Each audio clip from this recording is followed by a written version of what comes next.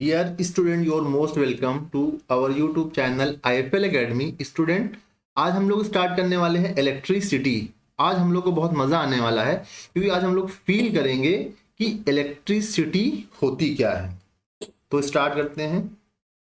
ये क्या दिख रहा है आपको? Lighting, lighting and again lighting.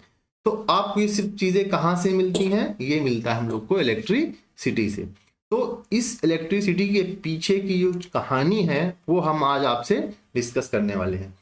तो सबसे पहले देखिए क्या है यहाँ पे कि valence electron in metal are free move within conductors and constitute and current and voltage. कहने का मतलब ये है कि अगर हम लोग बात करें अपनी लैंग्वेज में तो इसका मतलब ये है कि वैलेंस इलेक्ट्रॉन होते हैं, वैलेंस इलेक्ट्रॉन उसे कहते हैं जो आउटर मोस्ट ऑर्बिट में होते हैं। ठीक है, किसमें होते हैं? आउटर मोस्ट ऑर्बिट में। आगे इसको और क्लियर करेंगे। वो इलेक्ट्रॉन्स क्या करते हैं? पार्टिसिपेट करते हैं किसमें? करंट के फ्लो होने में, या इन्हीं को हम लोग फ्री इलेक्ट्रॉन भी कहते हैं। ठीक है, अब इसको समझने के लिए आपको एटॉमिक स्ट्रक्चर भी पता होना चाहिए। तो एटॉमिक स्ट्रक्चर को तो मैं डिटेल में नहीं बताने वाला, क्योंकि एटॉमिक स्ट्रक्चर का लेक्चर हमारे YouTube चैनल पे है। आप उसको बहुत अच्छे से देख सकते हैं और आपका बहुत अच्छा क्लियर भी होगा कि एटॉमिक स्ट्रक्चर होता क्या है। तो थोड़ा सा ब्रीफ करेंगे कि एटॉमिक स्ट्रक्चर है क्या। ये क्या है? Positively charge nucleus and negatively charge electrons revolving around it. ये एक बेसिक मतलब है। जैसे कि देखिए आप यहाँ पे, ये क्या है? एटम का स्ट्रक्चर है। यहाँ पे क्या है? न्यूक्लियस है। यहाँ पे आपको क्या दिख रहे हैं? Proton and neutron and electrons are revolving around the nucleus. अब स्टूडेंट, इसमें क्या होते हैं? सब एटॉमिक पार्टिकल्स, जैसे इलेक्ट्रॉन्स निगेटिवली चार्ज, प्रोटॉन क्या है? पॉजिटिव चार्ज है, और न्यूट्रॉन क्या है? न्यूट्रल है। ठीक है, तो ये क्या है? ये इस एटम के अंदर पाए जाने वाले क्या है? सब एटॉमिक पार्टिकल्स। ठीक है, इसको आप केमिस्ट्री में भी पढ़ेंगे। ठीक है, अब जो मेन मुद्दा है या मेन जो हमारा टारगेट है वो है कि जो इलेक्ट्रॉन्स हैं वो कौन से इलेक्ट्रॉन हैं जो करंट में पार्टिसिपेट करते हैं। तो देखो आप इसको हम लोग देखेंगे एनिमेशन के थ्रू। तो देखिए ये क्या है? यहाँ पे आप देख रहे हैं कि इलेक्ट्रॉन अब ऑर्बिट में क्या कर रहे हैं? रिवॉल्व कर रहे हैं। देखिए यहाँ भी रिवॉल्व कर रहे हैं। तो जो इलेक्ट्रॉन्स आउटर मोस्ट ऑर्बिट में, जैसे कि बहुत सारे ऑर्बिट्स होंगे, जैसे कि ये ऑर्बिट है, इस तरह से बहुत सारे ऑर्बिट्स होंगे। तो जो इलेक्ट्रॉन्स कहाँ पे होंगे? आउटर मोस्ट ऑर्बिट में होंगे। वो क्या होंगे? वो पार्टिसिपेट करेंगे करंट के फ्लो होने में। ठीक है, अब सबसे इंपॉर्टेंट चीज ये है कि करंट को समझने के लिए हमें पता होना चाहिए कि चार्ज क्या होता है।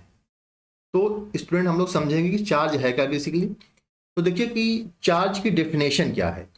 The charge is an intrinsic property of matter by virtue of which it can exert electromagnetic force। ठीक है, अब ये तो हमने पढ़ लिया किताबी लैंग्वेज। इसको समझने के लिए हम लोग पहले इसको प्रैक्टिकली फील करेंगे। बेसिकली इंट्रिंसिक प्रॉपर्टी मतलब होता है कि ये मैटर का इंटरनल मामला है। जैसे हम लोग कहते हैं क्या, ये मेरा पर्सनल मामला है, इसमें आप दखल अंदाजी नहीं करेंगे। कुछ इसी तरह से चार्ज भी क्या है? क्या है? मैटर का इंटरनल मामला है। यानी चार्ज बेसिकली क्या है? इफेक्ट है।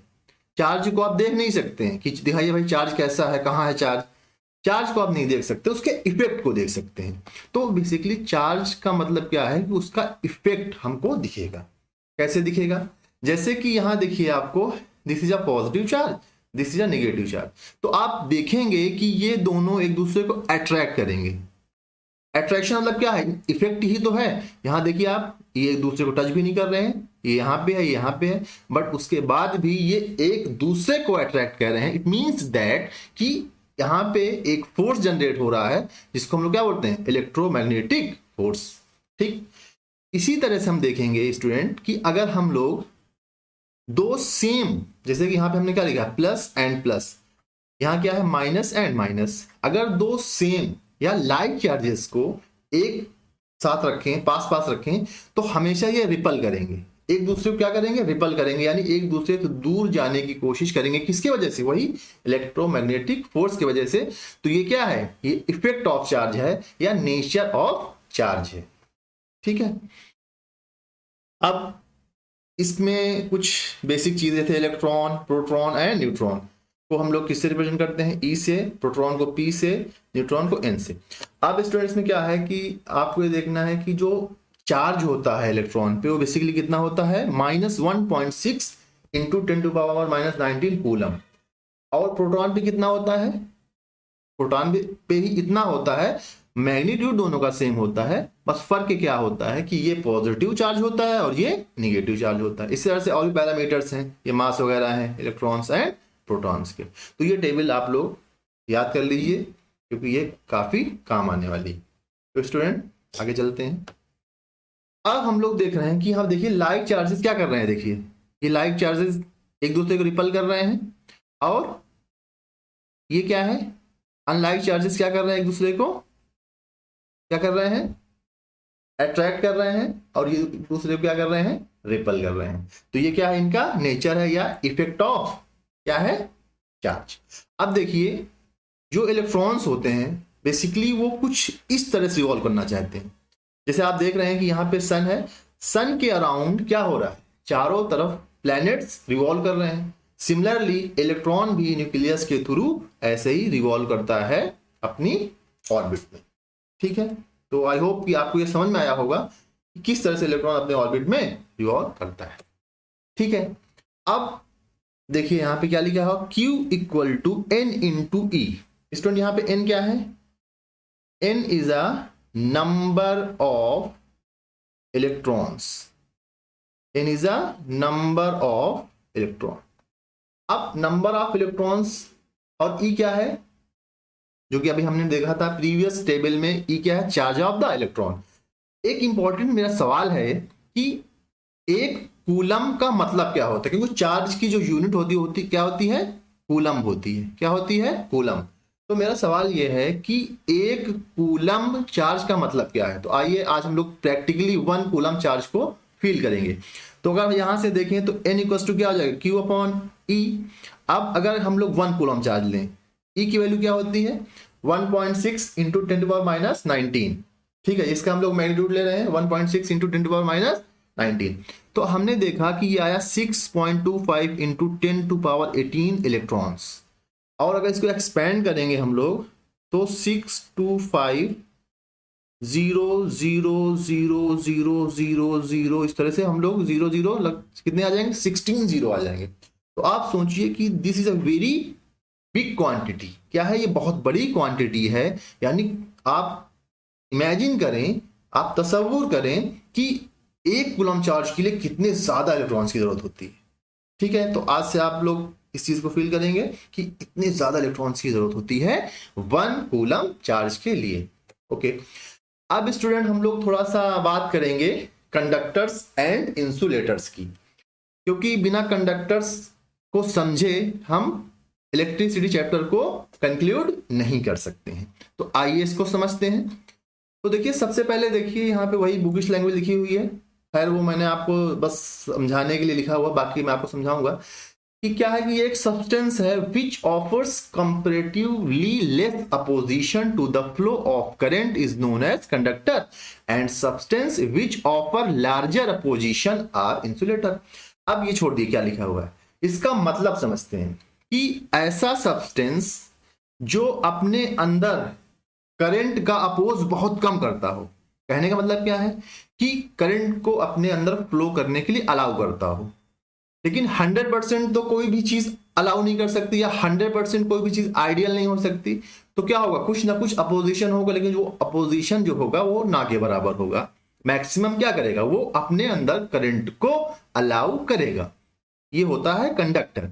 इंसुलेटर क्या होता है, इंसुलेटर वो सब्सटेंस होता है जो अपने अंदर करंट को बिल्कुल अलाउ नहीं करता, बिल्कुल अलाउ नहीं करता, या बुकिश लैंग्वेज में क्या है कि वो जो है फ्लो ऑफ इलेक्ट्रॉन का बहुत ज्यादा अपोज करता है या लार्जर अपोज करता है। ये होता है क्या, कंडक्टर एंड इंसुलेटर। अब देखिए यहाँ पे जैसे आप देख रहे हैं क्या है, एक वायर आपको दिख रही है, क्या दिख रही है, वायर। तो आप लोग घरों में देखते होंगे वायर को जब छीलते हैं तो ये निकल के आता है, तो यही क्या है, कंडक्टर। और जो ये ऊपर लगा हुआ है प्लास्टिक, ये क्या होता है, इंसुलेटर। आप देखते हैं कि जब अगर कोई वायर सर्किट में जुड़ा होता है और अगर आप ये पोर्शन छू लेते हैं कटा हुआ, इस तरह छिला हुआ, तो आपको करंट मारता है, ठीक है। बट अगर आप इसको छूते हैं, दिस पोर्शन, तो आपको करंट बिल्कुल नहीं मारता, जबकि ये क्या है, इससे कनेक्टेड है। तो क्या रीजन है?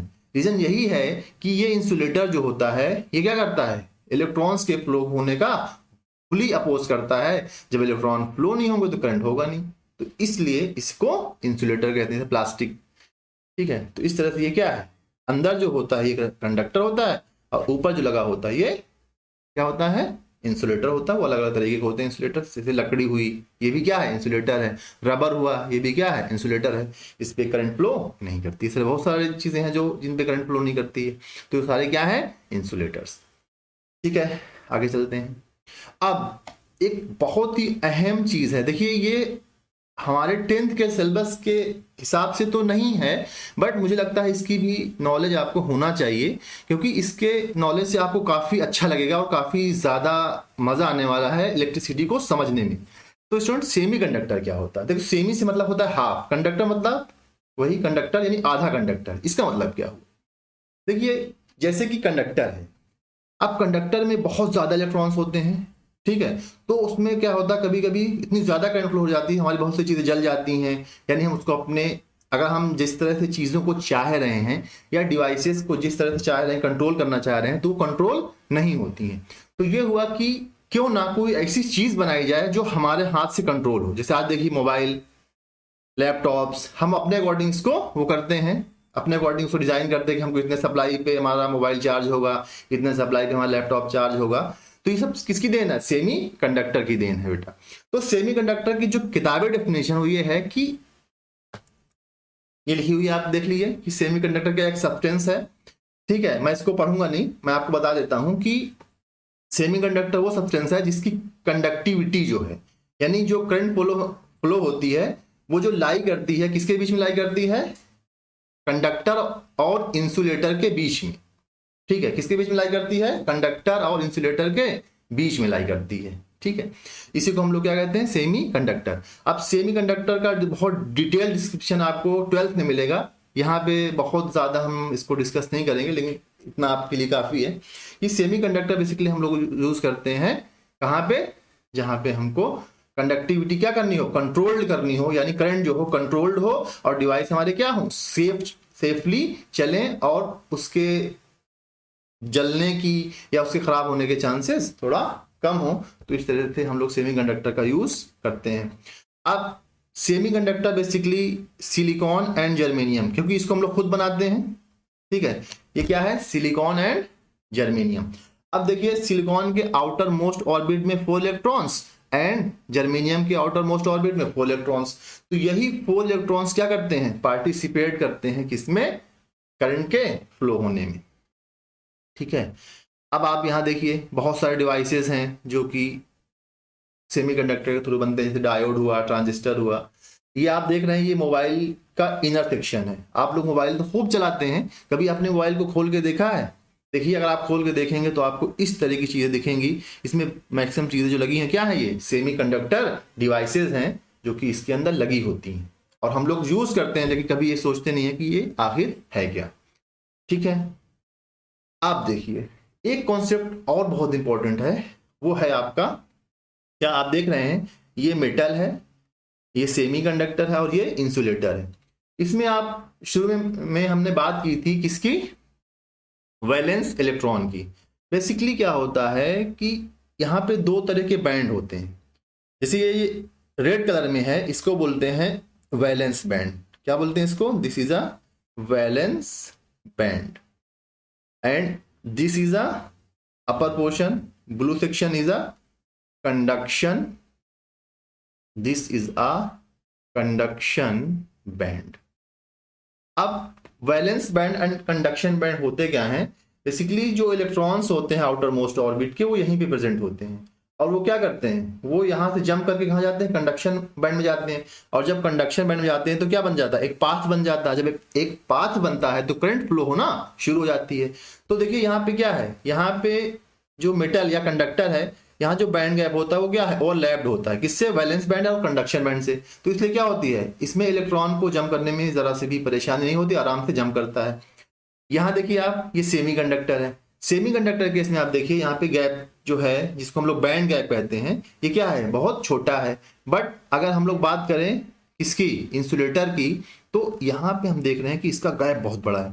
यानी आप खुद सोचिए, अगर आपको जंप करना हो, स्टूडेंट आपको कहीं से जंप करना हो और यहाँ से यहाँ जंप करना हो, मान लो 1 मीटर का है तो आप जंप कर जाएंगे। अब अगर मैं आपसे कहूँ 3 मीटर है तो आप जंप करेंगे, तो आप क्या करेंगे, यहीं कहीं गिर जाएंगे।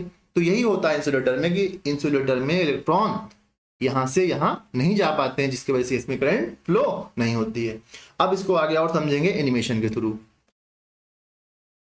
ये देखिए आपके सामने क्या है, कंडक्टर का बैंड।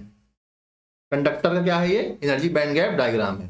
आप देख रहे हैं कि यहाँ पे क्या है, ये वैलेंस बैंड है ब्लू वाला, और ये जो ग्रीन वाला है ये क्या है, कंडक्शन बैंड, और ये क्या है, वैलेंस बैंड। आप देख रहे हैं कि दोनों क्या है, कनेक्टेड हैं। तो यहाँ पे क्या होता है बेटा, बहुत आसानी के साथ इलेक्ट्रॉन्स कहाँ चले जाते हैं, वैलेंस बैंड से कंडक्शन बैंड में। तो क्या होता है, एक करंट बहुत आसानी से इसमें फ्लो हो जाती है। ठीक है, इनको बहुत मेहनत की जरूरत नहीं होती, या इनको बहुत ज्यादा एनर्जी की जरूरत नहीं होती। जैसे कि हम लोग को अगर कोई रास्ता है, अगर हमको ये रास्ता है, हमको यहाँ से जाना है तो आराम से जंप कर जाएंगे। अब रास्ता क्या करें, थोड़ा बड़ा कर दें, थोड़ा मुश्किल, थोड़ा और बड़ा कर दें तो और मुश्किल आने वाली है। तो इस तरह से होता है, इलेक्ट्रॉन के लिए भी मुश्किलें आती हैं। अब ये है इंसुलेटर। इंसुलेटर में देखिए बैंड गैप कितना ज्यादा है, इंसुलेटर में बैंड गैप बहुत ज्यादा है। अब ये यहाँ पे इंसुलेटर क्या करेंगे, यहाँ से इलेक्ट्रॉन्स जंप नहीं कर पाएंगे। जब इलेक्ट्रॉन यहाँ पहुंचेंगे नहीं तो यहाँ पे सर्किट बनेगा नहीं, तो यहाँ पे करंट फ्लो नहीं होगी। इसीलिए इंसुलेटर में करंट फ्लो नहीं होती और हमको करंट बिल्कुल भी नहीं लगता। ठीक है, अब देखिए ये आपके सामने देखिए किस तरह से वैलेंस बैंड से इलेक्ट्रॉन कंडक्शन बैंड में जंप कर जाते हैं। उसके बाद क्या होती है, एक करंट फ्लो होने लगती है। ये आपका यहाँ पे एनिमेशन के थ्रू देखिए, इसके लिए बहुत सारी चीजें थी। यहाँ पे देखिए टेम्परेचर बढ़ा, इनको एनर्जी मिली, और ये कहाँ गए, वैलेंस बैंड से कंडक्शन बैंड में चले गए। जो इलेक्ट्रॉन वैलेंस बैंड से कंडक्शन बैंड में चले गए, कुछ नहीं भी जा पाते हैं, लेकिन जो जाते हैं वो क्या होते हैं, वही करंट के फ्लो होने में पार्टिसिपेट करते हैं। ठीक है स्टूडेंट, अब इसी तरह से देखिए यहाँ पे इंसुलेटर में जंप नहीं कर पाते हैं तो करंट के फ्लो होने में पार्टिसिपेट नहीं कर पाते हैं। ठीक है, तो स्टूडेंट ये था आज का लेक्चर। आई होप कि आपको समझ में आया होगा कि बेसिकली इलेक्ट्रिसिटी का बेसिक मतलब क्या है। बाकी हमारी सीरीज आगे चलती रहेगी। तो स्टूडेंट इसी के साथ थॉट ऑफ द डे में कलाम साहब ने बहुत अच्छी बात कही कि you can not change your future but you can change your habits and surely your habits will change your future. Kalam साहब क्या कहते हैं कि you can not change your future, आप अपने फ्यूचर को बदल नहीं सकते, लेकिन अगर आप अपनी आदतें बदल लें, जैसे कि हमारी बहुत सी खराब आदतें होती हैं। जैसे कि मैं आपको एक बात बताऊं कि अगर हम लोग get up early in the morning, अगर हम लोग सुबह उठना शुरू कर दें तो ये समझ लीजिए कि हमारी जो प्रोडक्टिविटी है या हमारे जो काम करने की क्षमता है वो इतनी ज़्यादा हो जाएगी। जो इंसान 9 बजे उठता है उसके बाद अपनी लाइफ को शुरू करता है 11 बजे से, जो इंसान 6 बजे उठता है वो अपनी लाइफ शुरू करता है 7 बजे से, तो जो 6 बजे उठता है वो अपनी लाइफ को 2 सेक्शन में जीता है, एक फर्स्ट हाफ एक सेकेंड हाफ। तो आप खुद सोचिए, जो लाइफ को 2 सेक्शन में जीता है वो कामयाब क्यों नहीं होगा। तो स्टूडेंट इसी के साथ मैं ये लेक्चर फिनिश करता हूं और नेक्स्ट लेक्चर में मिलूंगा। तब तक के लिए थैंक यू वेरी मच।